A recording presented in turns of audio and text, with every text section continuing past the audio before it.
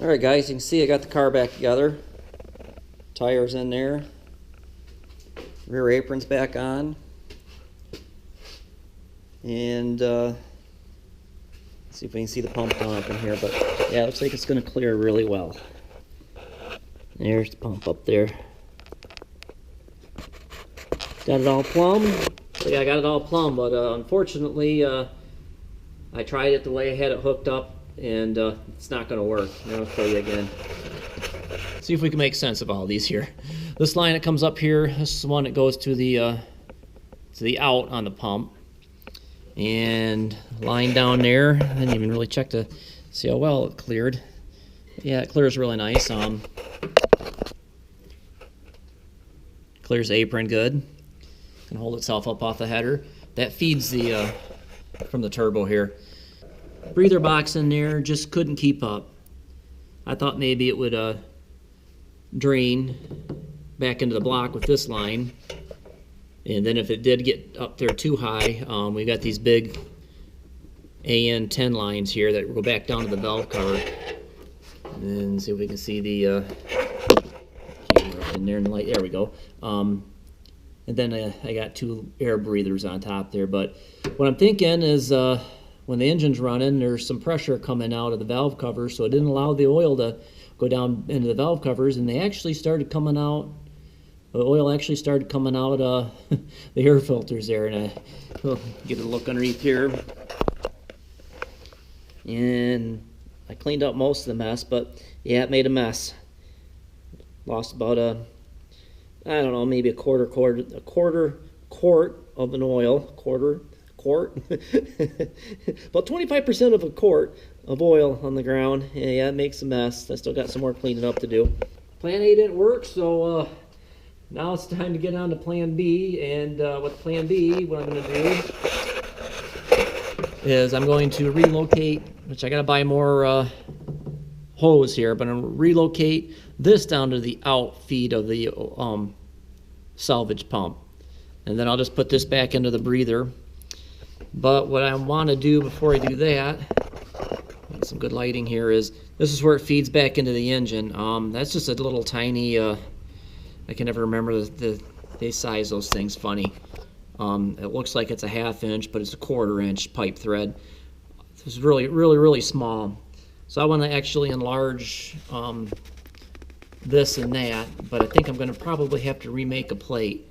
I don't think I have enough on there to tap in, and I'm going to try a 1/2 inch pipe thread, which is fairly large. That's see if I can find it here really quickly. Yeah, this would be the size difference. The one on the right is I believe that's the 1/4 inch NPT. Then the one on the left is the 1/2 inch NPT. This obviously these sizes are different. One's a 8 or AN8, and the other's an AN6. But I'll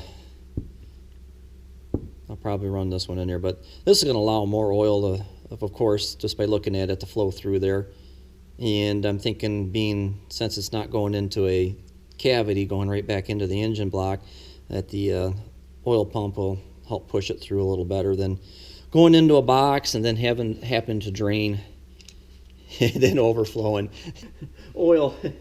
It makes a big mess, and it's a pain in the butt to clean up, and of course when you're driving down the road, the last thing you want to do is lose all the oil. But yeah, we'll see how that works next.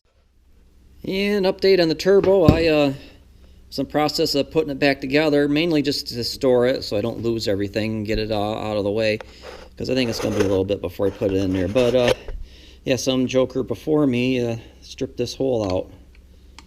It's supposed to have a 8mm by 125, and that's not going to work.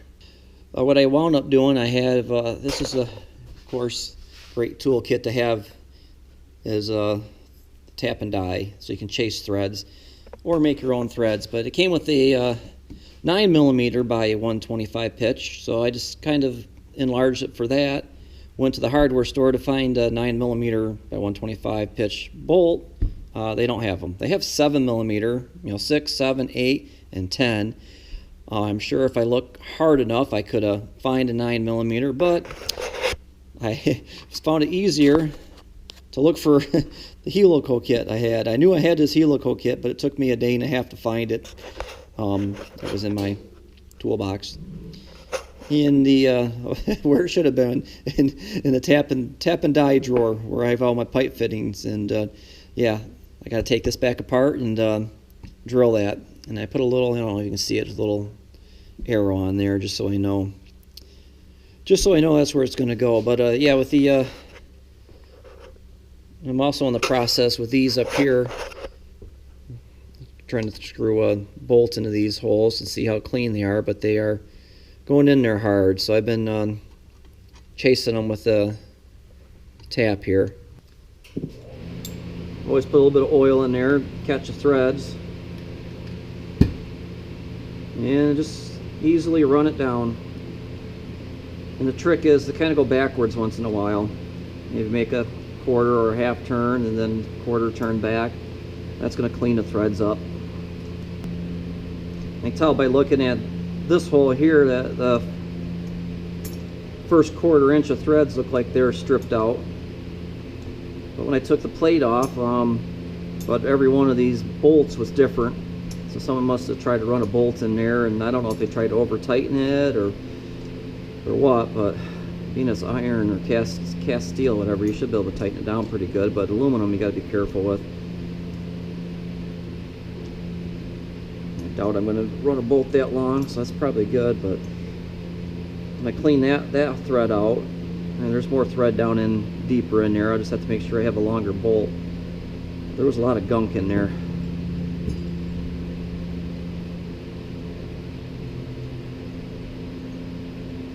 Same with this. This one isn't as bad as that first one. First one had a lot of sediment in it. Yep, clean it, we'll move on to the next one. Yeah, look how much crud I got in this one. Oh, that crud. That'll make it hard to thread a bolt in. 2 more to go, and it looks like this one over here is a little strip too. I'm hoping that I can grab some threads down in below. So this one will need a longer bolt. And that one looks fairly clean. Just needs to be cleaned. Or I should say, threads look clean. It just needs to be cleaned out. There, got them all cleaned up. And I guess I could say if you don't have a tap set or tap and die set, if you can find yourself a good bolt and your threads are fairly clean, you just want to clean them out, you can make what they call a thread chaser. Basically, you just take your good bolt and you would cut grooves like the tap here has in it, and then carefully run it in and out with some oil on it, and that usually will do a good job of cleaning threads out. But yeah, I always find it good to have a tap and die set in-house. I've had this metric set for a long time, and it's a Craftsman, and it's one of the better ones because I believe it's made in Taiwan. I was kind of disappointed when I finally broke down and bought a standard tap and die set. It was made in China. It probably should have been just as good to go to Harbor Freight to get them. All right, now I got those cut. Let's see how well the bolt goes in and out now. That's nice.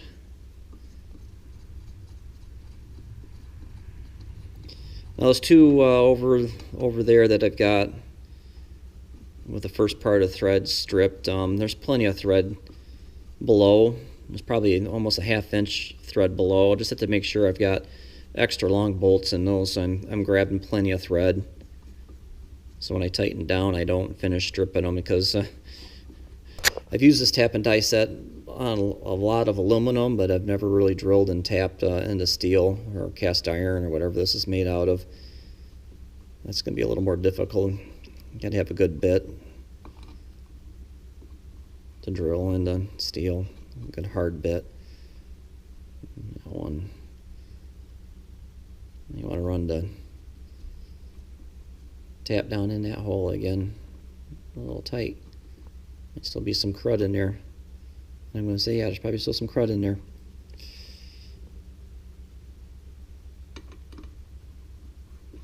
Yeah, but for the most part, I think those threads will work.